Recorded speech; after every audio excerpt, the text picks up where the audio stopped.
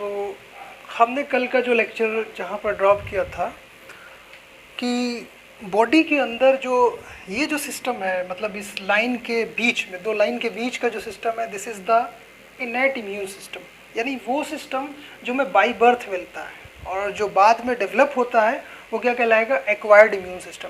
तो ये इनेट immune system भी बहुत स्ट्रॉन्ग इम्यून सिस्टम होता है। अगर हम छोटे बच्चों को देखें तो they are very much immunized, मतलब उनके स्लाइवा बॉडी बकल कैविटी से निकलता रहता है, माउथ से निकलता रहता है, जो क्या करता है माइक्रोब्स को किल करता रहता है। तो स्लाइवा में बहुत माइक्रोब्स को किलिंग करने यानी माइक्रोब्स लिटिक एंजाइम्स होते हैं जिससे वो उसको प्रोटेक्ट करता रहता है। तो वो कैसे होते हैं, तो वो जो होते हैं वो जो प्रोटीन्स होते हैं, वो सारे जो एंजाइम्स होते हैं वो प्रोटीन्स होते हैं।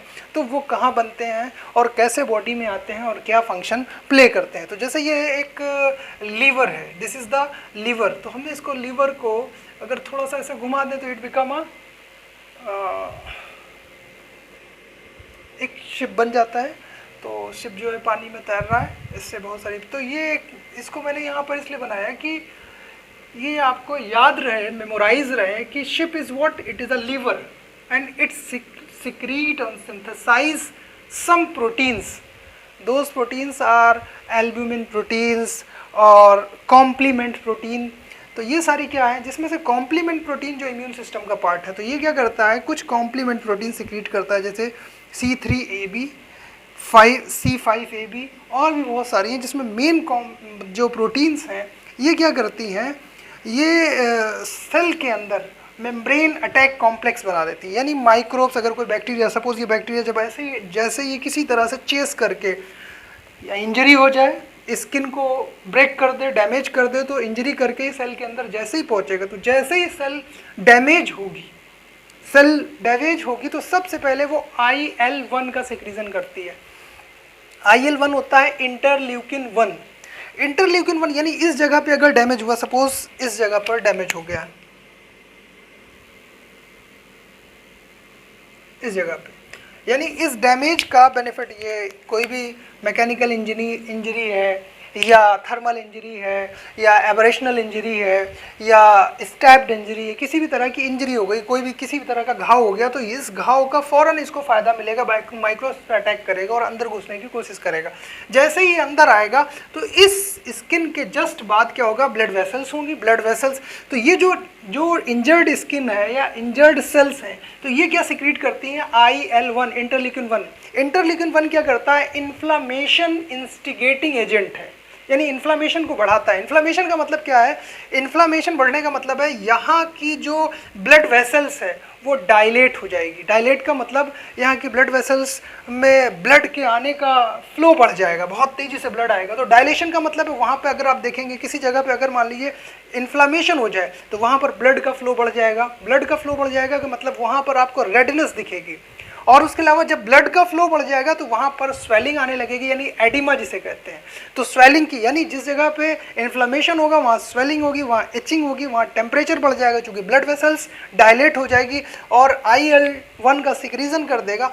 IL-1 ब्लड में पहुँच जाएगा, टिश्यू से इंटरस्टिशियल फ्लूइड में जाएगा, इंटरस्टिशियल फ्लूइड से ब्लड वेसल्स में पहुंचेगा, और ये blood vessels general body circulation में IL-1 को सिक्रीट कर देगी। IL-1 जाकर के हाइपोथैलेमस से बाइंड करेगा और वहाँ पर जाकर के हाइपोथैलेमस से ये बॉडी के टेम्परेचर को इंक्रीज कर देगा। नॉर्मल बॉडी का जो टेम्परेचर है वो 37 डिग्री सेंटीग्रेड है, बट ये क्या करता है 38 और 39 डिग्री सेंटीग्रेड कर देता है। It means it become fever.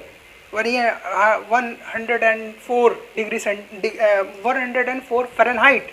तो उस टेम्परेचर पे क्या होता है, बॉडी में फीवर आ जाता है जब हमें कुछ करने का मन नहीं होता है। तो ये फीवर क्या करता है, ये जब टेम्परेचर बढ़ता है तो जो इम्यून सिस्टम की सेल्स होती हैं वो एक्टिवेट हो जाती हैं। नॉर्मल वो ऐसे पड़ी रहती हैं, जैसे ही टेम्परेचर बढ़ जाता है, यानी यहाँ की सेल्स डैमेज हुई, इसने IL-1 का सिक्रीजन किया, IL-1 ब्लड में आया और ब्लड में आने के बाद हाइपोथैलेमस ब्रेन में पहुँच गया, हाइपोथैलेमस से बाइंड किया, हाइपोथैलेमस से जैसे ही बाइंड किया हाइपोथैलेमस को पता चल गया कि कुछ डैमेज हो चुका है, तो रेड अलर्ट इसने हाइपोथैलेमस ने जारी किया और पूरी बॉडी में रेड अलर्ट हो गया, यानी फीवर आ गया, पूरी बॉडी का इम्यून सिस्टम एक्टिवेट हो गया कि कहीं कुछ गड़बड़ है, फ़ौरन उसको कवर अप किया जाए और उस प्रॉब्लम को रिजॉल्व किया जाए। तो कैसे वो रिजॉल्व करता है, अब पूरी बॉडी में टेम्परेचर बढ़ गया पूरी बॉडी का, यानी सारी सेल्स इम्यून सिस्टम की एक्टिवेट हो गई, और सारी सेल्स एक्टिवेट हो जाने के बाद सब अपना अपना रोल प्ले करेंगी। तो जहाँ पर इंजरी हो जाती है, यानी टिश्यू में इंजरी हुई है, तो टिश्यू में वहाँ पर डायरेक्ट ब्लड नहीं है कांटेक्ट में, तो ब्लड के बजाय वहाँ पर टिश्यू फ्लूइड कांटेक्ट में होता है।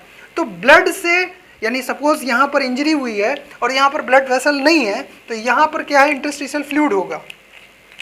यहाँ इस, मान लीजिए यहाँ पे जो टिश्यू है तो इसके चारों तरफ क्या होगा, इंटरस्टिशियल फ्लूइड, और यहाँ से ब्लड यहाँ पर पहुँचेगा, इंटरस्टिशियल फ्लूइड में पहुँचेगा, और यहाँ से जब ब्लड इंटरस्टिशियल फ्लूइड में पहुँचेगा तो यहाँ से ब्लड सेल्स भी पहुँच जाएंगे इंटरस्टिशियल फ्लूइड में। तो सबसे पहले इंजरी साइट पे पहुँचने वाली जो सेल्स होती है, this is the neutrophil cell, यानी सबसे पहले ये न्यूट्रोफिल सेल्स इंजरी साइट पे पहुँच जाती है। और ये क्या करती है, पहुँचते ही सबसे पहले ये जो सेल्स है, न्यूट्रोफिल्स फैगोसिटिक सेल है, न्यूट्रोफिल्स, मैक्रोफेज, डेंड्रिटिक सेल्स, ये तीनों कैसे सेल्स हैं, फैगोसिटिक मतलब खा जाने वाली। देखिए ये हमने बनाया हुआ है, मतलब ये खा जाती है, बॉयल करके पका के खा गई, ये सब इनके उस पर चढ़ा हुआ है, यूटेंसिल चढ़ा हुआ है और इसमें बन रहा है, ऑर्गेनिज्म जो पकड़ा इसमें बना लिया। तो ये क्या करती है, ये तीनों खा जाने वाली सेल्स हैं, तो इनको कहते हैं फैगोसिटिक सेल्स। और चूंकि मैक्रोफेज का, फेज का मतलब होता है खाना, खाने वाली सेल, मैक्रो का मतलब बड़ा, यानी बड़े ऑर्गेनिज्म, बड़े माइक्रोब्स को खाने वाली सेल्स कौन सी है, मैक्रोफेज। और छोटे ऑर्गेनिजम्स को खाने वाली सेल्स कौन सी है, यानी अगर मैक्रोफेज है तो कोई माइक्रोफेज भी होगा। तो माइक्रोफेज क्या है, न्यूट्रोफिल्स। न्यूट्रोफिल्स क्या करती है, छोटे ऑर्गेनिज्म। तो जैसे ही इस जगह पे इंजरी हुई, सबसे पहले न्यूट्रोफिल्स पहुंचते हैं और उस ऑर्गेनिजम्स को डैमेज खा जाते हैं। खाने के बाद क्या करते हैं, ये बहुत इररिस्पॉन्सिबल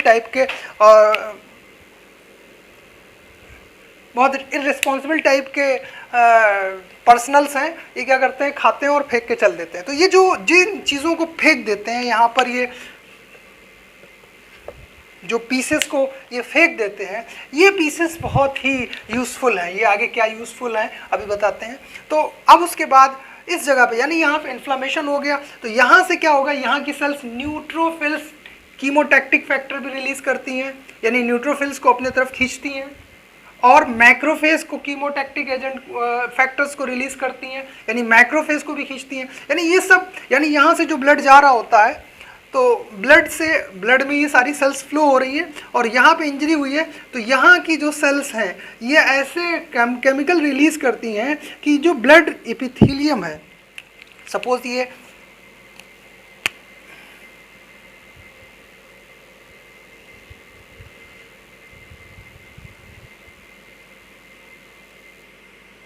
ब्लड वेसल्स हैं, और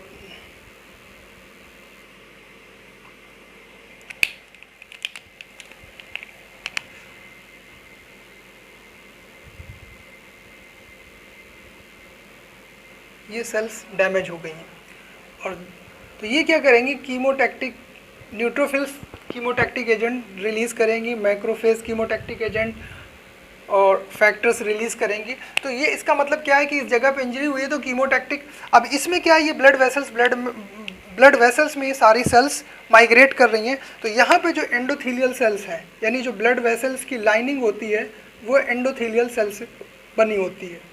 तो यहाँ पर कुछ ऐसे फैक्टर्स हैं जो क्या करेंगे, इनके बीच में स्पेस को बढ़ा देंगे। तो उससे क्या होगा, ये ब्लड वेसल्स से ये सारी सेल्स यहाँ से निकल करके इंटरस्टिशियल फ्लूइड में आ जाएंगी, और इंटरस्टिशियल फ्लूइड से ये क्या करेंगी, इंजरी साइट पे पहुँच जाएंगी। तो जब इंजरी साइट पे पहुँच जाएंगी तो इनका मोड ऑफ एक्शन शुरू हो जाएगा।